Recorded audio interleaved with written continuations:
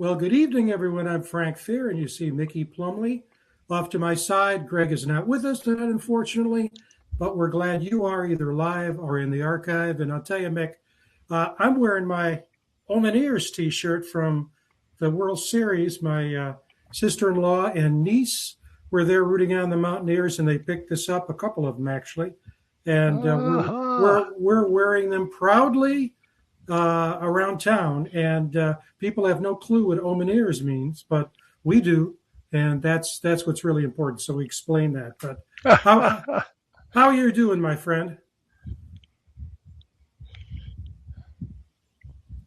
Hey, I'm doing great, Frank. It's a little warm here in Charleston, as it is all over the East Coast. Interested to see how hot it is down there where Cliff is, our guest tonight. But yeah, it hit 103 degrees here with the air temp adjustment today. I think the high was 96, 97. It's going to be hotter the next 3 days leading up to July the 4th on Saturday. So it's a little warm and steamy here in Charleston. Well, I'll tell you, it is. Just trying to stay cool.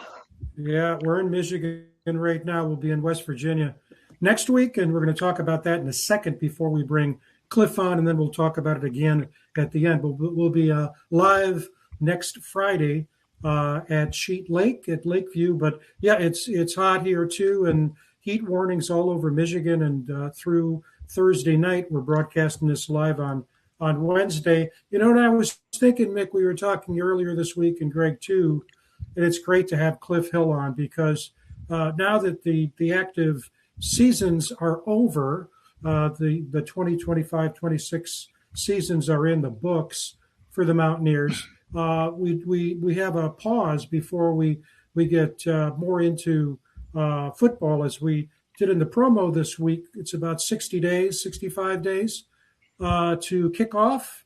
We kick off in early September, not late August this year.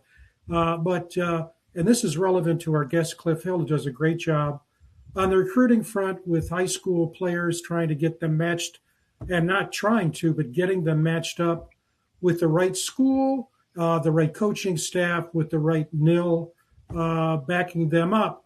And there was a big article in On3 today that talked about that this last month, June, we're in July now, was the most significant month ever in terms of the amount of dollars being shelled out to be able to get particularly 27.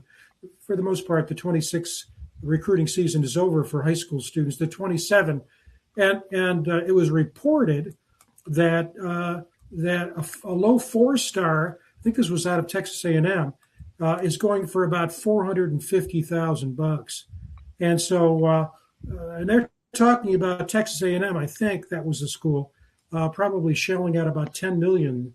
And I was thinking about this, Mick, that when you think about West Virginia and the size of our school, our state, it's a much taller hill to climb for football. It's a numbers game because when you think of basketball, you're talking about 15 slots roughly. Talking about baseball, you're talking about 25 slots, roster slots, but not so in football. And so it gets, as it becomes more competitive, it puts more pressure on schools at our level to be able to have the resources to be able to compete with the big boys. Yep, you're exactly right, Frank. I'll tell you, you got to have the money if you're going to play in the big time. You got to have the sponsorships. You got to have the 401, not the 401ks, but the nonprofit 501c3 organizations working with you to help bring that. The collectives, the NIL collectives is the word that I was looking for there. And, we may be a little challenged in that regard, although it certainly doesn't hurt to have people like McAfee behind us and a few other notable West Virginians that are certainly doing their share to make sure we can compete in terms of the NIL aspect of the recruiting. Yeah, another piece that I'll just throw in there, and maybe Cliff may want to talk about it later on, even if he doesn't, let's just bring it in. For the first time, I think, ever, there's been a lot of talk in Congress about the possibility of regulating college sports. And the most recent attempt until most recently was the SCORE Act, which was essentially a Republican proposal that is now looks to be dead. And now we're looking at what's called, I got to get this right, the Protect College Sports Act, called the PCSA, that has bipartisan support in Congress. And if I've got my calendar here, let me see, let's just bring this up. I think we're getting close on this. It's gotten through the Senate committee for a vote, passed 19-9 on June 18th. And the next step is a full Senate floor vote. What's interesting about this, because when we think about this runaway train in terms of finance, this new act proposal would sort of even the playing field. I see that Senator Capito came out, I think, today and supported it. Again, it's got bipartisan support, and that will create something new in the scheme of things. The fact that it's gotten this far and now is getting ready to go for a full Senate vote. What's interesting, and you know this, we've talked about it, it has support from a wide variety of entities, including the Big 12, but the Big 10 and the SEC are not supportive for pretty obvious reasons, because it's going to not gore their ox, but make it more difficult for them to call the shots. But we may be seeing some legislation, Mick, in the future. I think it's something we've got to watch this summer. Yep, you're exactly right. I saw the congressional hearing. I was watching part of that. I think it was on CNN the other day, where they were discussing that, and they had some testimony. Of course, they had former coach from Alabama was in there testifying with the committee on the way he thought things should be going. So it'll be interesting to see how things turn out. And then you also have, the private equity firms that are trying to get their hands in on the profits as well. So there's a lot of stuff going on in that regard. No question about it. Absolutely. We'll get Cliff's thoughts on this. Before we do this, Darren, if you could throw up the graphic on next Friday's remote. We'll do this at the beginning and also at the end, because we won't have a show next Wednesday night. That Wednesday night show is going to be replaced by something we're looking forward to. We look forward to it every year. This will be our second year there. We had the great Joes on, Brian Joswiak on a couple of weeks ago to talk about it. Still time to get your checks in, make a donation if you want. And you can do that by going to Joe's Knows Kids on Facebook, and the address there where you can slip your check in, and everything goes to WVU Children's Great Cause. This is the 36th year. We're going to be, they put us in a good place, Mick. They're going to put us in the breakfast area. So when the guys are coming in to eat breakfast before they go out and play a round of golf, we'll be able to get them. So it's always good when you're trying to interview athletes, right, to interview them near food. So that'll be July 10th on the New River Network, as well as West Virginia Football Network, and we're looking forward to that. Start around 10, and then we'll go to about 11:30, and live from Lakeview Golf Resort on beautiful Cheat Lake, right outside of Morgantown. So we're just looking forward to it, and it's a great time to interview a lot of guys. So with that as background, why don't we bring in our guest for this evening, Mick? We're just so pleased. Actually, this is a record breaker now. Cliff Hill has been with us. This is his fourth time, I think. And so Cliff's been on more than anybody else. And so, Cliff, from sunny and hot Florida, welcome to the show. Thank you. I always have a good time getting on here, and every time you've ever brought it up, I've jumped at the chance. I enjoy you guys. I hope Greg gets feeling better. And the good thing is it's actually not hot here today. So we are probably in the mid 80s with the light breeze. So that's nice. Isn't that something? How it changes, and of course, Yeah. and Mick knows this. We had such a close relationship with Mike Dunlap and Cliff and Mike, our relatives, and Mike passed away, and it's still. Greg and I had a chance. Mickey was unable, but Greg and I went to his funeral. I spoke at it, and it was just a humbling experience to be there. If you could just take a few seconds, Cliff, to give the audience who may not know Mike Dunlap who Mike was and what he meant to you. Yeah. So Mike was my first cousin. Obviously, part of my life, my entire life. I will say it meant a tremendous amount to his mother that you came and spoke at his service, and she called me immediately and let me know that I was over on the West Coast that day, so I couldn't be there. But he was a star high school football player for the state of West Virginia, an All-American, and I can remember as a kid, he was like a celebrity to me. He was recruited by every team in the country, and he always loved WVU. So it was kind of a foregone conclusion he was going there. And Coach Dunlap, who would always claim to be related to him, but I don't think he actually was, but he was one of the main coaches recruiting him there.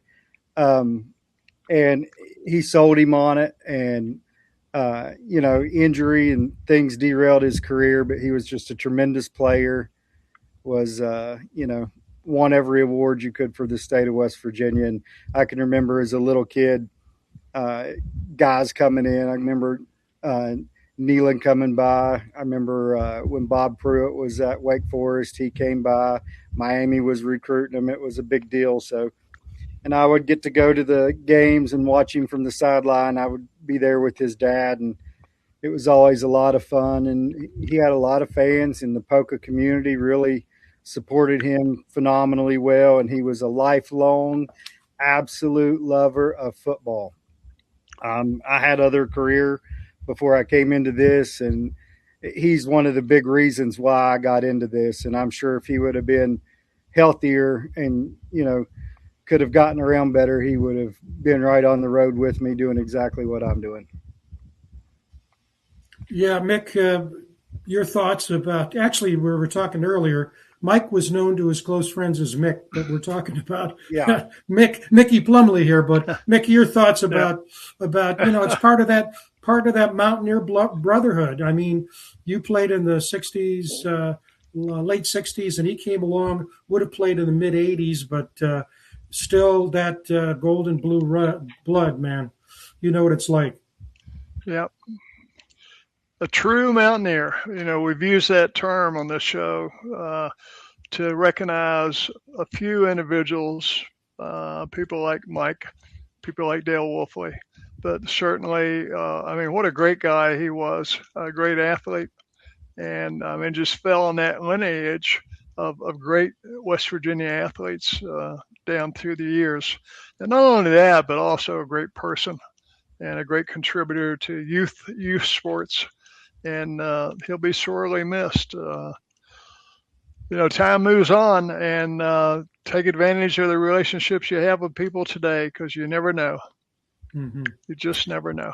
Yeah. Well, Cliff, I've mentioned this to you when we did our last remote in Morgantown. We had Mary Beth Brownlee on, and she was just extremely articulate and passionate about her relationship. They went to high school together, and Browning, rather, not Brownlee, Browning. And it was just great having her on, expressing herself. And, it's just, he's one of those guys that, the easy cliche, but it has meaning for certain people. Gone but not forgotten. He's still with us and had a tremendous presence, as we were talking before the show started on this show, because it's because of Mike that I got to know you. And that's a nice way of leading into, if you could say a few words for the audience who may not be familiar with you and your work, what you're doing now and what led up to it. And then let's talk about sort of the screen of what's going on right now in your life and what you're seeing nationally in college football, and you're working with young men. Yep. So I own prospects, and prospects, what we do, we have about 40, 45 guys that we work with. They're in high school and college, and some of the best players in the country. One of the kids that we have right now in high school is the number 3 recruit in the country at any position and the number 1 defensive end.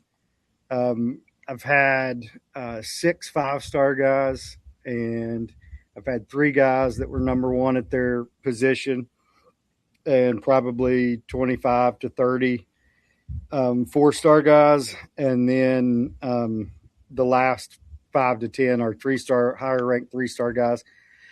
So I got into this right before NIL came along, and what I was doing was taking kids on visits that didn't have another way to get there, and that was before they were getting paid and all these things were going on. And then I went to IMG. It's a high school here in Florida with the kid about going there, and the guy that runs IMG had mentioned to me about getting into doing this, and I asked him what that looked like, and he kind of explained it, and that was on like a Tuesday. And then that Friday I was at USC out in LA with a couple players, and it kind of went from there. And when I got into it, there was I think 1 GM in college football, and that was Mark Pantoni at Ohio State. So about every GM I talked to, I've been in this game longer than they have.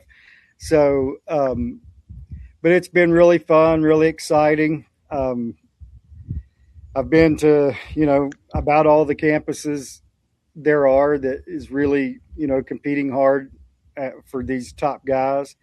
And I go to a lot of game visits, and it's really good. It's evolved into now when I go to game visits, I usually have at least a guy out there on the field too, and I've got another guy with me. And so it's a lot of fun. And what I do for these kids, I negotiate out their contracts for them, and I work with the financial group, MAI, and they represent people like Peyton Manning and Eli Manning and Arch Manning and all the big dogs. And so they get my kids on budgets, and they do their taxes, and they do their investments. And so I know that you see that these kids are out here wasting money and doing a lot of stuff.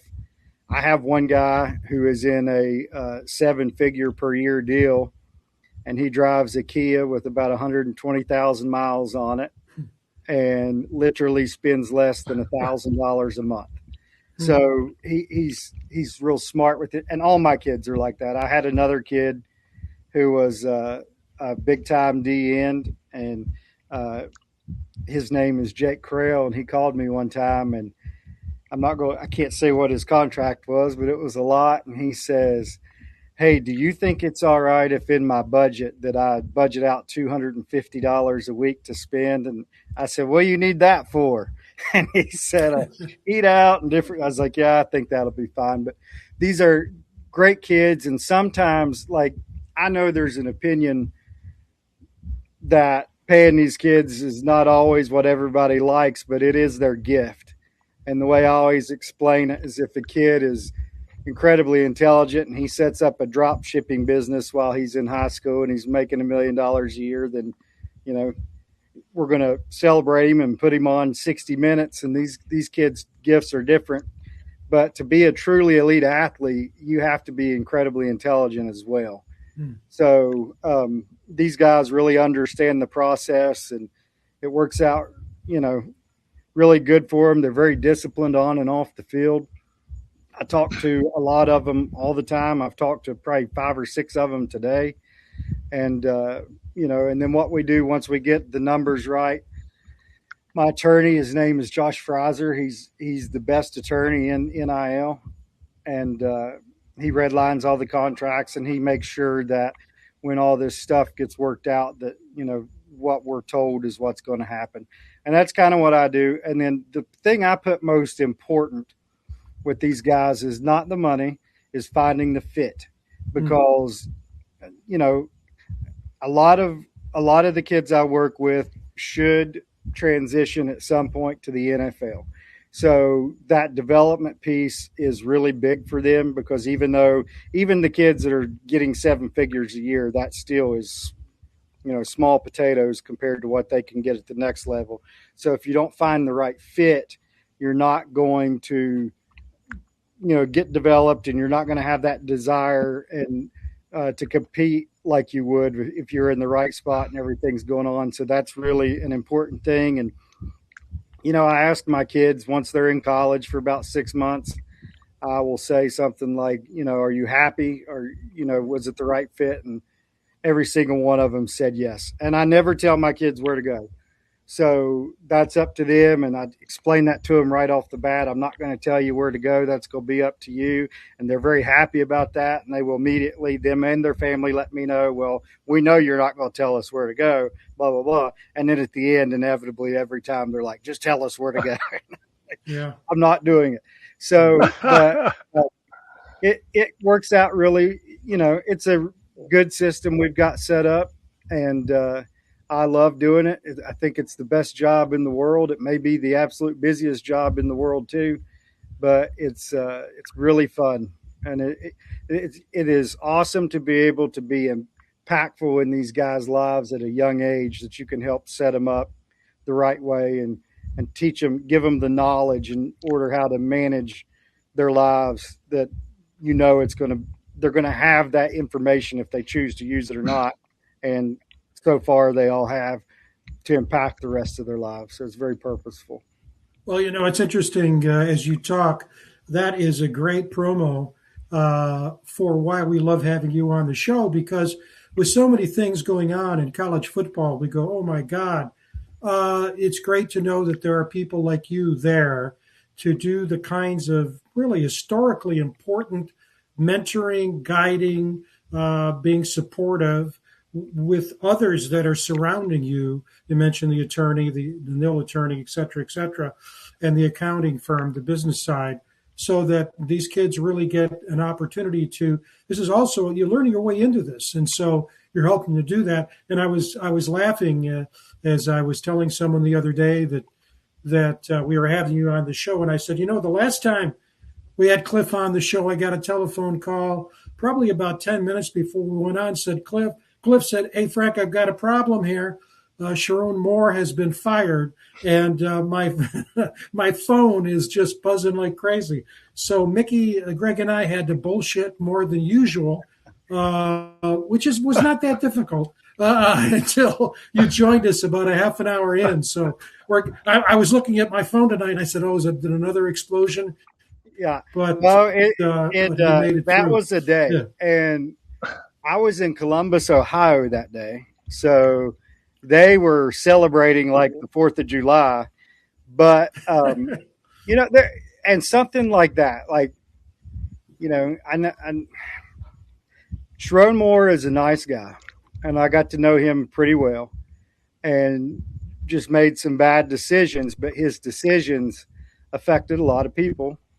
I had players on that team, some are there, some are not. But the things you don't see and that was never talked about in the media is the fallout. Like, I knew a lot of the assistant coaches that had uprooted their families. I knew a lot of the guys on the recruiting staff, and the guys on the recruiting staff, they're not making $10 million a year. And, one of my favorite guys had to move all the way to the other side of the country. So there was hundreds, and if you count the families of the players, close to probably 1,000 or maybe 2,000 people that was really affected by that. But it was a big day, and the way that I found out he got fired was other teams started calling before it was even released, trying to snatch up players. So that is how college football works. Mm-hmm. Wow, what a story. Let me start things off here, or not start, but continue the conversation, Cliff. This is a very important conversation because I don't think I know, there are very few venues for people like ourselves and fans, and we're fans, Mickey and I are fans too, as well as Greg, obviously, to learn about what's going on behind the scenes in college football. not in a muck-raking kind of way, but simply someone like yourself who is there. I mean, you know, so if you could just give us a sort of thumbnail, sort of in a word or a phrase, where you think things are right now, your thoughts about it, and how you're responding to the system that is, and where you think the system might go. And then after you make that comment, Mick, jump in after Cliff talks for a bit, and we'll keep the conversation going. So the state of college football right now is definitely in transition. They can't figure out how to make rules and govern those rules to keep everyone operating by those rules. So once they put in a new rule, it takes teams about a month to figure out how to circumnavigate that. So the problem is, and this is the problem with government trying to get involved. So what's the punishments? How do you deal that out? And the reason why that you're seeing the Big Ten and the SEC not be supportive of it is not in the media, but behind closed doors. And I talk to head coaches at the Big Ten and the SEC all the time, and GMs and everybody. They're just sitting back waiting to see what happens. Will they do it or not? I don't know. But they would, if it got something that they did not like, their plan would be just to pull out and do their own thing. And they use that as leverage, certainly. And you see things like where the Big Ten and the SEC, all the athletic directors are meeting, right? We've seen those meetings. So why are those conferences meeting? And the reason why they're meeting is to try to figure out how to keep it kind of the way it is. But they want guardrails too. Like they don't want to have unlimited salary caps. Like they want real caps and things. But in order to get that to happen, it almost has to be within a conference setting that you can say, all right, you broke the salary cap. You cannot play in the conference championship game this year. Or now you can only take, 20 guys in your recruiting class or something like that. So the problem with figuring it out is, how is the NCAA going to enforce things when every time they get taken to court, they get beat? So it almost has to fall within a conference type setting. So that's a big problem. Now, like with the CSC and the way NIL go and all that is now, they are monitoring it much closer. So they actually have people out there watching, like if a guy does a advertisement, and then they see that he didn't turn that in, they're going to chase him down and see what that deal was like. But they're spending a lot of time on things like that. That's probably $2,000 to $4,000 to $5,000, and they're kind of missing the boat on the millions of dollars that these guys are paying. And the discrepancy between, like, this year's class got paid more than any other class ever. And the 27 class compared to the 26 class was much weaker, but they got paid more. And, I heard you say a stat that you'd saw that a 4-star kid got paid, I think you said $450. Yeah. I know a 4-star kid that got paid double that. So that's what they are going to have a hard time policing. And I don't know what the answer is. I think once all the dust settles, they're going to, so the Big Ten and the SEC would be okay with maybe I'm not going to name teams, so I shouldn't piss anybody off, but they're operating around mid 30s to mid 40s million per year recruiting budget. So like if they got something to where, let's say that the real number was 40 and not 25, I think they would be fine with that. Now the problem is how does most teams in the ACC and the Big 12 and everywhere else even begin to compete with that? So, that's why they can't figure it out, because they can't figure out how to enforce anything. Yeah. Yeah. Nick, you want to jump in there with a question?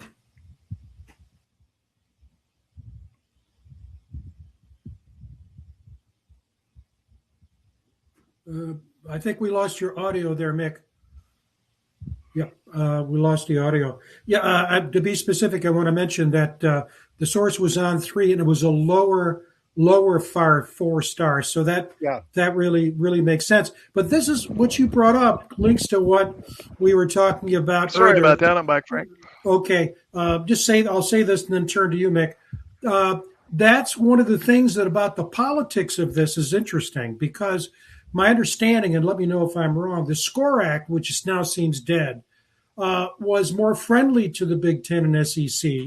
The current one that's going to go up for a Senate vote basically is much more what I would call distributive. It doesn't privilege the Big Ten and the SEC as much as it basically says college football has a wide scope to it.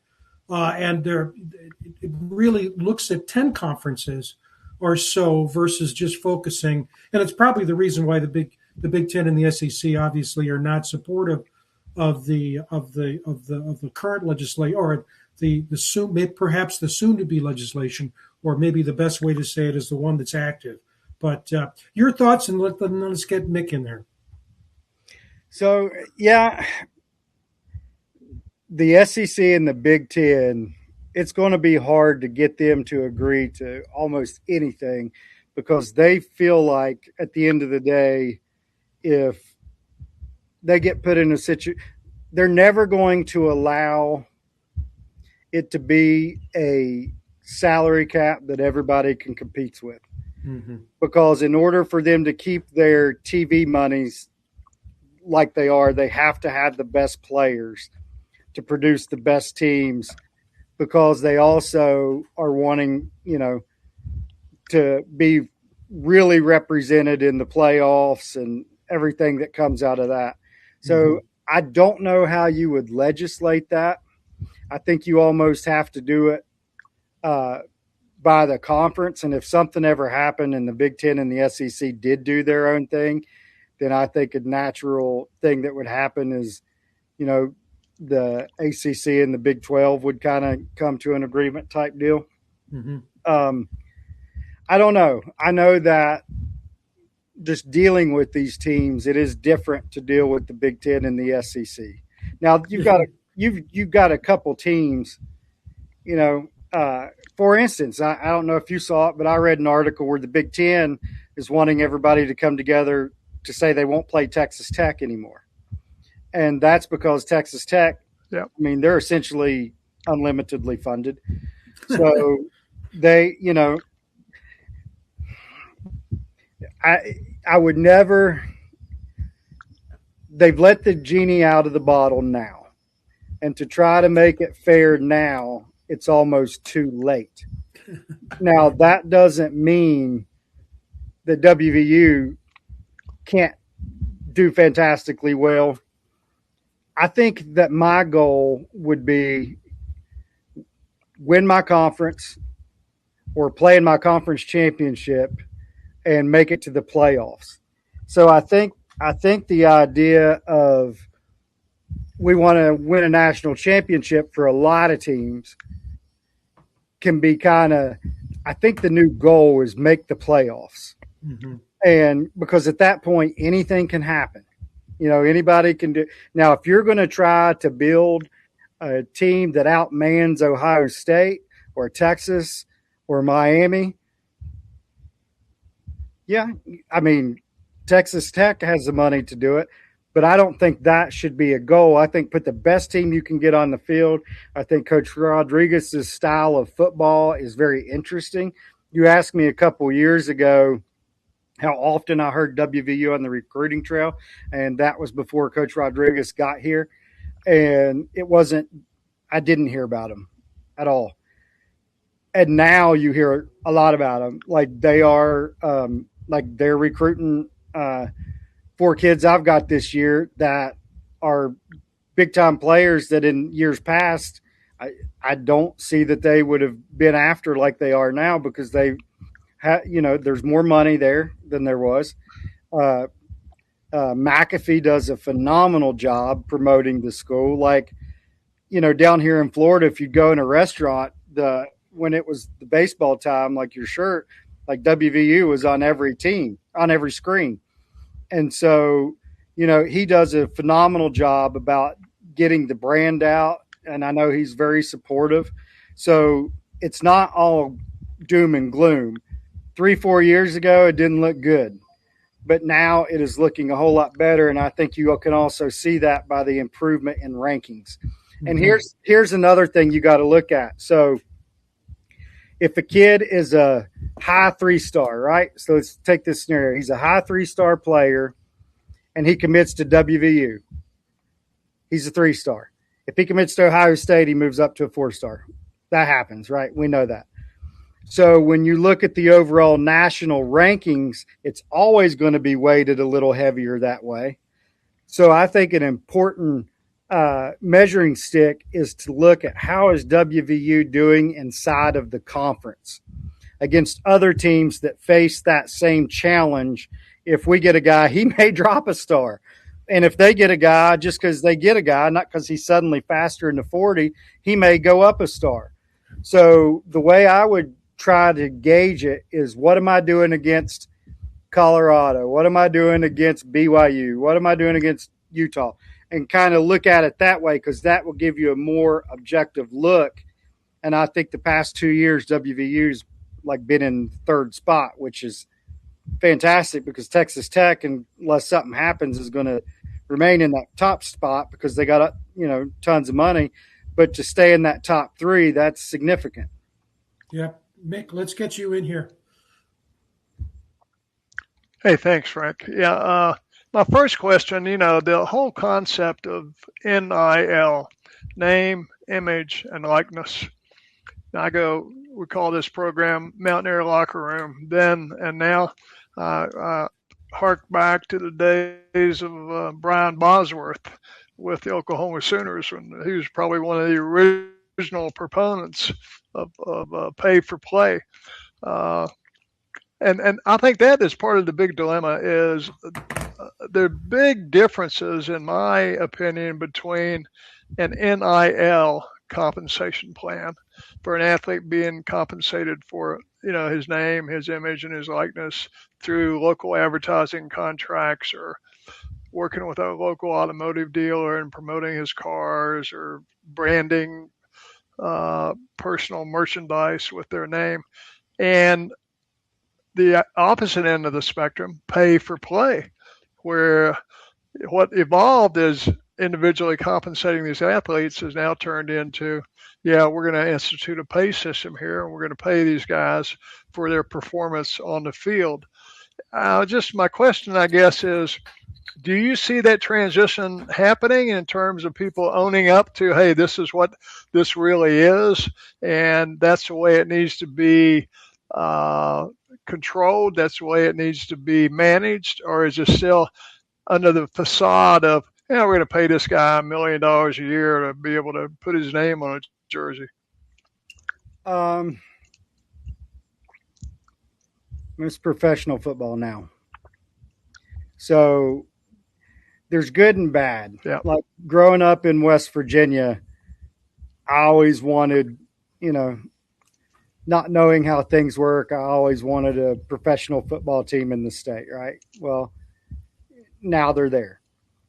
So it's essentially professional football, and there are some metrics that go into it, like how marketable a guy is and what you can do. But it's not at the highest level. It's not going to be based on what those guys can get on local deals and things like that. They love it. Even your biggest players, they love getting deals, and it doesn't matter what they are. They enjoy it.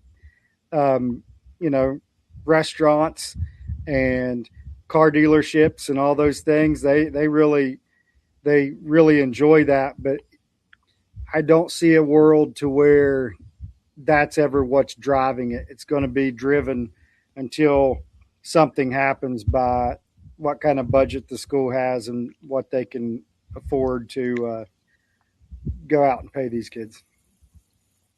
Thanks.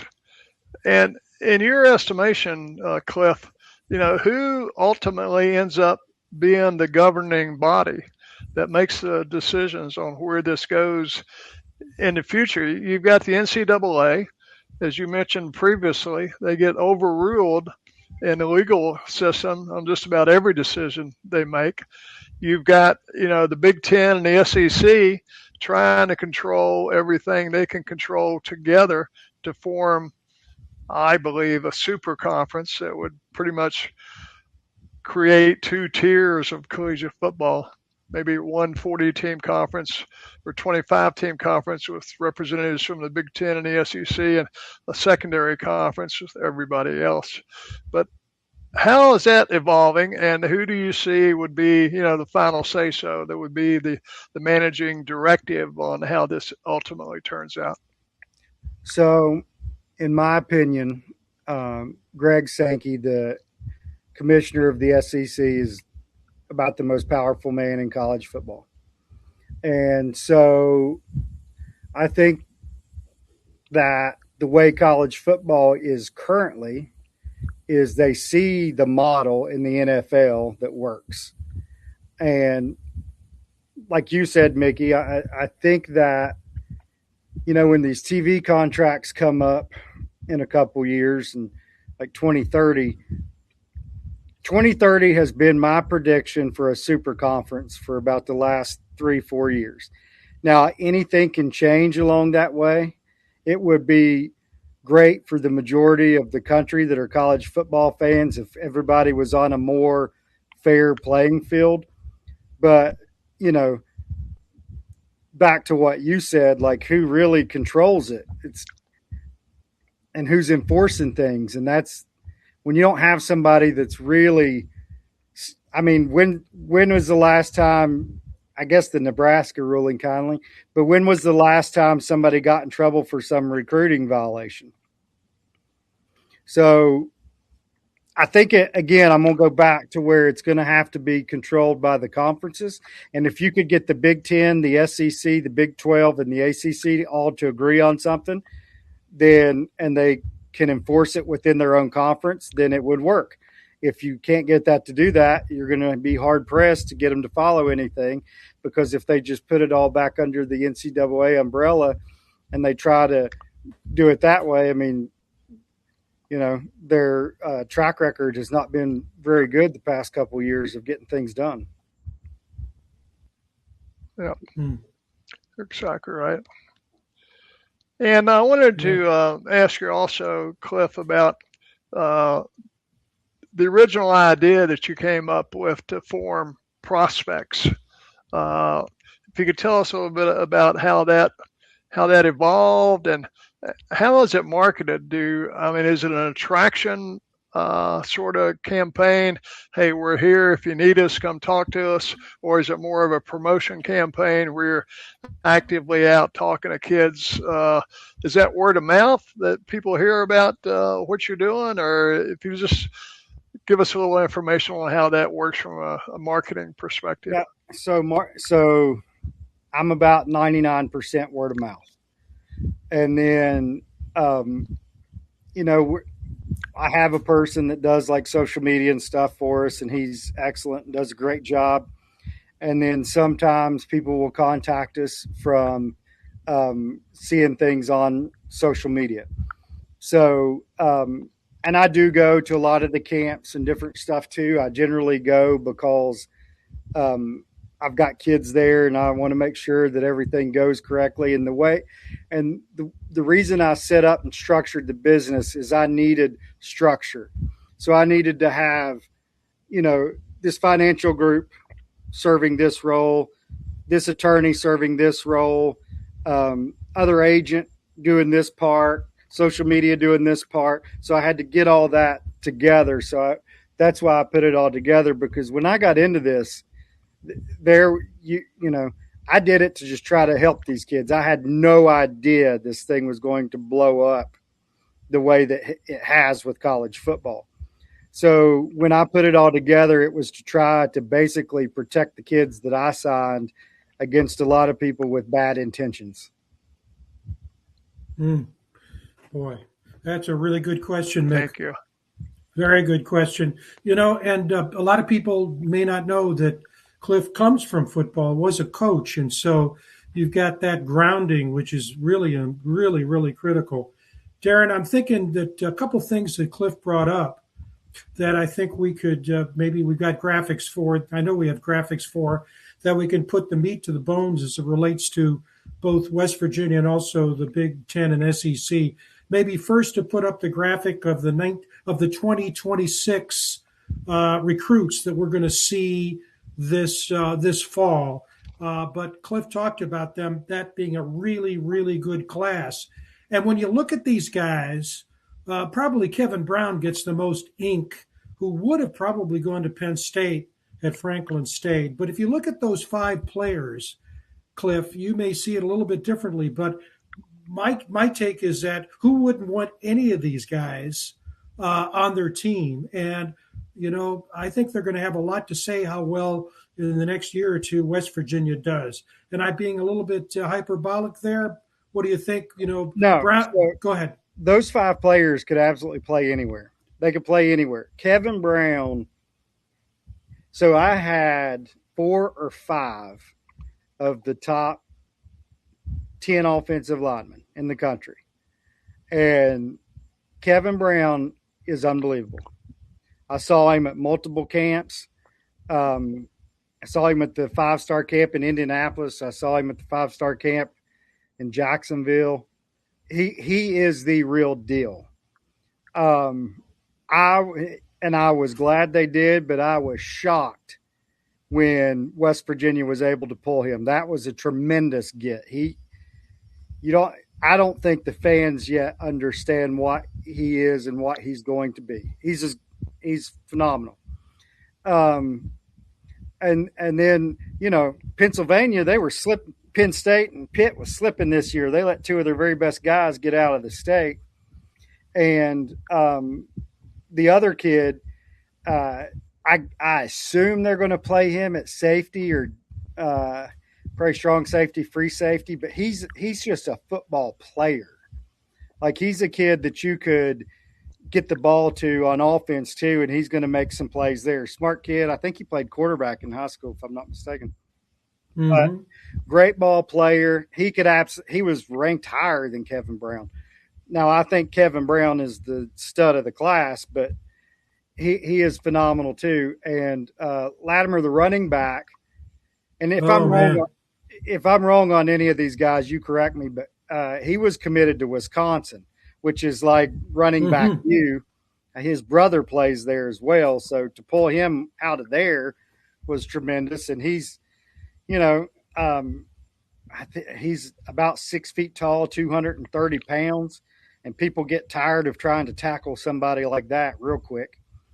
The wide receiver from Mississippi, he's a great player. Now, I'll tell you this. You guys took a guy from West Virginia, Malachi Thompson. That kid's legit. He didn't get very much fanfare at all. My son played with him their senior year of football. Malachi is legit. If he is used correctly, he will be the surprise of the class. Just remember me saying that. And then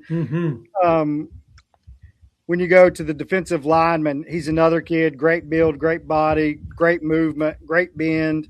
Like, he could play anywhere too. So those are 5 guys that would easily gone anywhere in the country. So, and the difference maker with WVU is, the intensity in which Rodriguez coaches with. So he's going to get all he can out of everybody else on the roster. And there's going to be at least another 5 guys because of that jump up and have tremendous careers too. And if you look at it, I saw one ranking where they finished like number 25. So that's tremendous, because what that tells me is they beat a hell of a lot of teams that had a whole lot more money. And so when you're able to do that, and you can compete within your conference And if you can win that conference and get to the playoff, now you're in a position anything can happen. It's not as quite as simple as it used to be, to where, there's one or two games. There's, the gauntlet you got to run through. But, with those type of kids, that is tremendous that he was able to do that after 1 year. So if they can start winning more ball games and being more competitive and finishing in the top 2 or 3 or 1 in the conference, then you'll see the recruiting get even better, because money is important. But at the end of the day, kids like to win, and they like to know they're getting developed, and they like to play on television. Yeah. Darren, if we could put up the great analysis, if we could put up one of the other graphics, the one that's national top 10 in recruiting for 2027, and it links to what you were saying, Cliff, about, if you're Ohio State or Michigan, you're going to likely bump up from a 3-star to a 4-star. And so as of yesterday, these are the top 10 in terms of on threes evaluation, in terms of recruiting classes. And now we're looking for the kids that are going to be where we are right now this time next year, because they're not going to play this year. They've already signed to play next year. And you look particularly at the right-hand columns of the 4-stars and the 5-stars, and those SEC, they're color-coded along with the Big Ten, just jumps out at you. But then look at Texas Tech and clearly what they're buying for their money, Cliff. Yeah. Yeah, and it does make a difference. And, like, I was able to go to a lot of practices this spring, and I think I went to probably, 7 or 8 spring practices in the SEC. I went to Ohio State. And you can see – now I'll say this.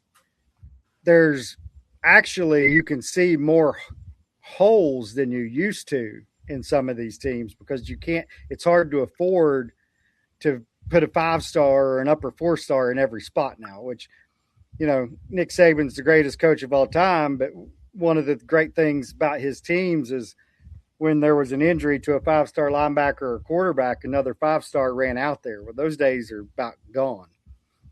So there is more parity when it comes to that.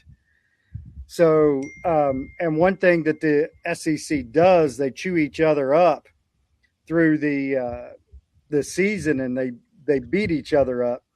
And the Big Ten's been much more successful. And my belief is, and I don't want anybody to take this wrong, but the Big Ten is not necessarily that week in, week out grind that you have in the SEC. So I do think that So West Virginia is a very good brand. Like down here in Florida, you see it all the time. I hardly ever go out for a drive that I don't see somebody with the WVU sticker in the back glass or on the back of the car. And when you go to a sports bar down here, or even to get gear, WVU is always represented. So I think they just the thing to do is to keep battling, keep fighting it out, keep going after it. Those 5 guys that you put on the screen this year, you didn't have 5 guys like that to put on the screen the previous year. So that's right. Things are picking up, and I know that, people have different – I think Coach Rodriguez is a really good – he has a very unique personality, and I think he is and that's by me watching him. I've not worked directly with him, but I think he's a really good person to be in charge with this, and I think his personal relationship with Pat McAfee will pay tons of dividends. Yeah, I agree. And, there is important – one of the things you brought up is so important, and we can talk about dollars, et cetera, et cetera. Fit is so critical, as you mentioned, especially in terms of players who really are looking for more of an old school, grinded out part of the brotherhood that I think, the baseball team showed. What a bunch of guys that came up from, many of them came up from D2 to be able to play major college, and were very competitive. They finished, WVU finished in the polls as number 4 in the country, made the College World Series, just acquitted themselves extremely well. And the photos and the videos of singing, "Take Me Home, Country Roads" at the end of those games really sells a lot of players. Let's close on this, Darren, and throw up the 2027 recruiting graphic. We've been talking about this over the last month or so. And there are a couple of players that are they're color-coded there on the defense that are the 4 stars of the class. They're the highest rated by On3. Your point, this is another point, Mick, that Cliff made that's really important. Be competitive in your conference. And you can see that West Virginia is number 3. And it was number 2 for a long time behind Texas Tech. And then, with a new coach, K-State has really it's really moved quickly in a lot of different areas. And they're number 2 in the conference now. West Virginia is number 3. But there's not a lot of difference between K-State and West Virginia. And so I think he's continuing. But your point that you made, Cliff, and I'll end with this and we'll turn to Mick. You grabbing these players last year, this year is important. You got to win. And if West Virginia can do that, particularly in the Big 12, then, I'm not saying the recruiting will take care of itself. It never does. But it's much easier. Yes, and because here's the way I see it. Right now, WVU is leaning on the brand and what could happen. So if they can start winning ball games, they have a great brand. And then if you mix in winning and you mix in a successful coach and the whole story that goes along with it, if you can stay in the top 3 of the Big 12 year in, year out when it comes to recruiting, I can easily see a world to where you get in the playoffs. And it's just like with baseball this year. You get in that spot. It's fun, exciting. It's great. Like one thing I never look at with guys ever, and I don't know if we've ever discussed it, is this team a team that can win a national championship? Mm-hmm. Yeah. So at one point in life, the national championship was everything. And sometimes we as fans are a little slow to react to what's really important, but the actual really important thing is getting to the playoffs. Mm-hmm. That's right. There's no question. Mick, let's get you back in here. I say this every time that Cliff's on the show. I feel that when it's over, if there was an IQ test, a football IQ test, my IQ would go up about 5 to 10 points. But just great points, Mick. Your thoughts?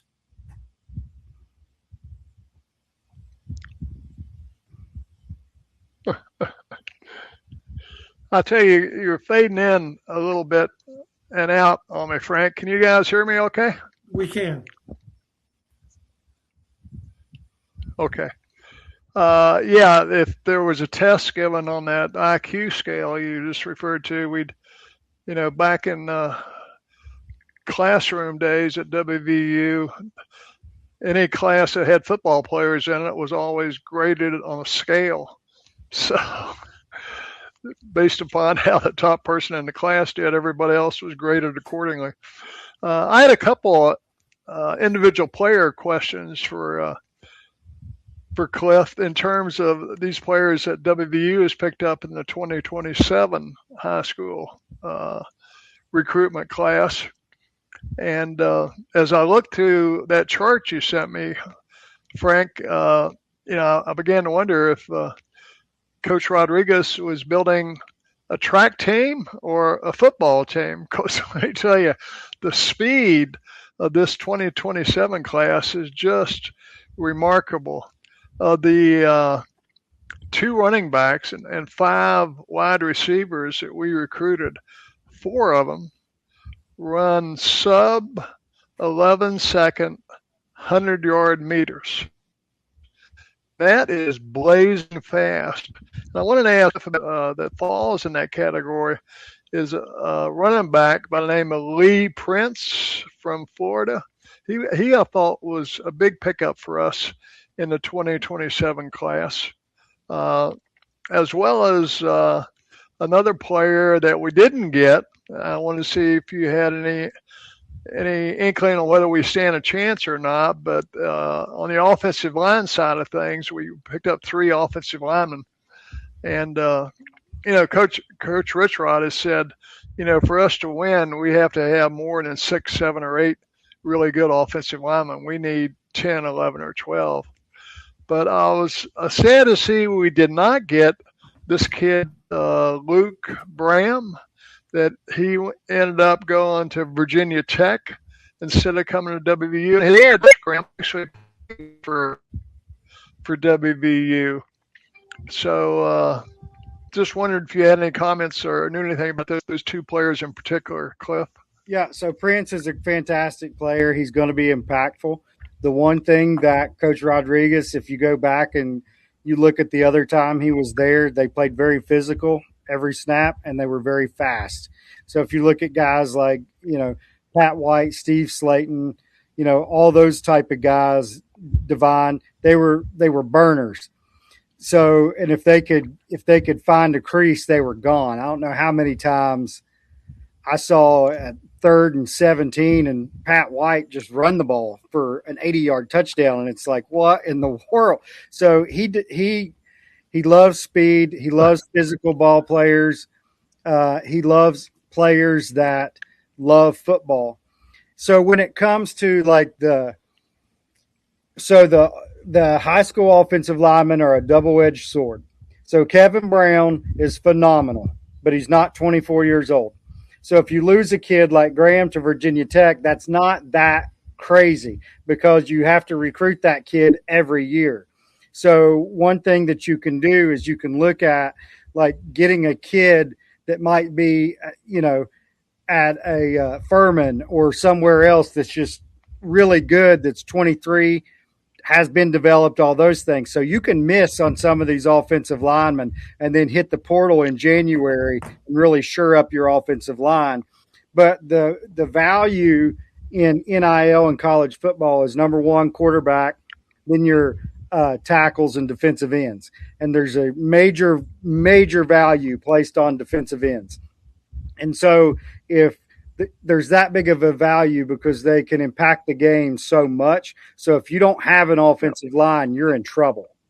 So, but if you miss on one in high school like Graham, and that was kind of surprising to me too, because his dad played at WVU, right? Yeah. Yep.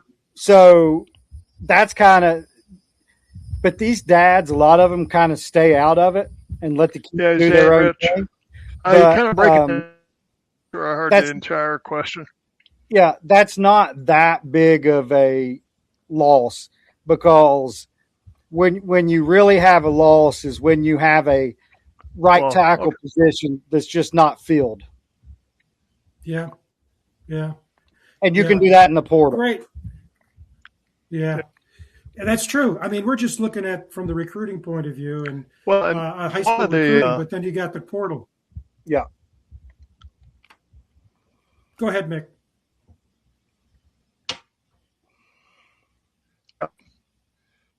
On a position of things, I said one of those offensive linemen that we have signed for 2027, kid by the name of Ethan Lawson, Ladson. This kid's already 6'6", 310 pounds. Yeah, he's a 4-star. And a lot of people say he's every bit as good as Kevin. So he compares to, do anything of him as well? Yeah, so he's a great player. I think Kevin's athletic abilities. I think player. I really do.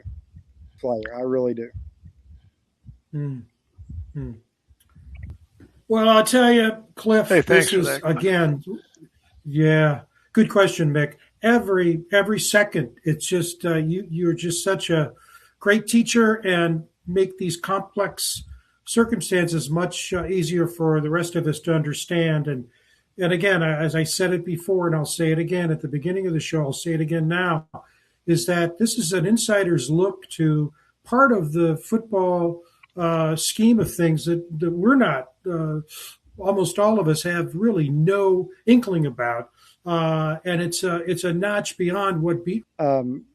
The recruiting get much better, and Chuck Lilly, your GM, he does a very good job too. He's a very smart guy. He manages things well, and like we talked about, he beat out a lot of teams last year that probably had a lot more money than WVU did. So, you got somebody good in him. Yeah, thanks for those good words, and it really is great to get the connection between what's going on nationally and what's going on at West Virginia, and to look at the ways they connect. And I think you said it the last time you were on, and that is that this year is important for WVU in terms of performance on the field. Next year is critical. That's the time frame. Once you get beyond that third year, if you haven't gotten to at least close to where you're going to want to go and pointing in the right direction, then some of the alarm bells go off. And we're really confident. Schedule lines up fairly well. Big game at Virginia at the end of September. We all know that. With Virginia in Charlotte. We're looking forward to that. Everybody is. But thanks again, Cliff. We really, really appreciate it. And we hope when we call again, you'll be back with us. Always. Thank you, guys. And it's always a good time. Appreciate it. Thank you very much. Mick, I'll tell you, are we still Thanks, breaking Cliff. up? Or can you hear us okay? Yeah, I think there's something must be going on at your end, I think, Mick. Can you hear me? No? Yeah, there's a lag. I've got some latency here, just kind of picking up every other word. Oh, that's too problem bad. Here. Well, so you'll have to close out, Frank. Yeah. Well, and I'm looking at the watch, and we're close to 8:15, so let's do that. Darren, let's throw up the graphic again for our show next week. We did that at the beginning of the show. We'll do it again now. Again, we will not have a show next Wednesday because we'll be having a live show on. Not that this isn't live, but we'll actually be in person with a whole bunch of Mountaineers who are gathering for the annual golf tournament at Lakeview Country Club. Golf Resort actually is the formal name on Sheet Lake, and we'll be broadcasting from about 10 to 11:30. And as always, it's live, but also in the archive on the Voice of College Football West Virginia channel, and also the New River Network with Darren. And luckily, we won't run into the problems we did last year when our equipment got fried because we were outside and it was very hot. This time we're going to be inside.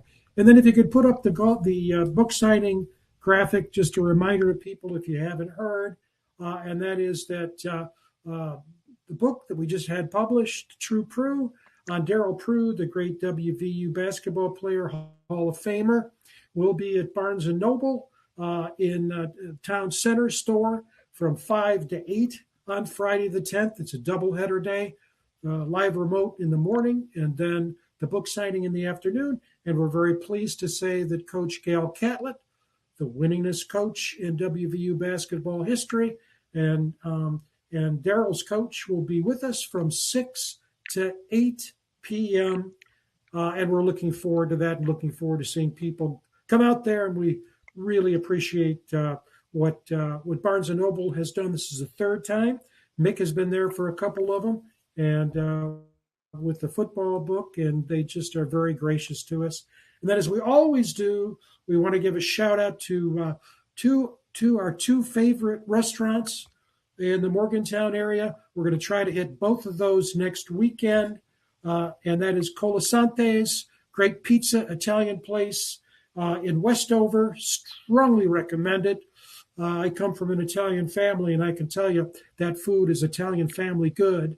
And Kegler's, the go-to place, a sports bar in Morgantown.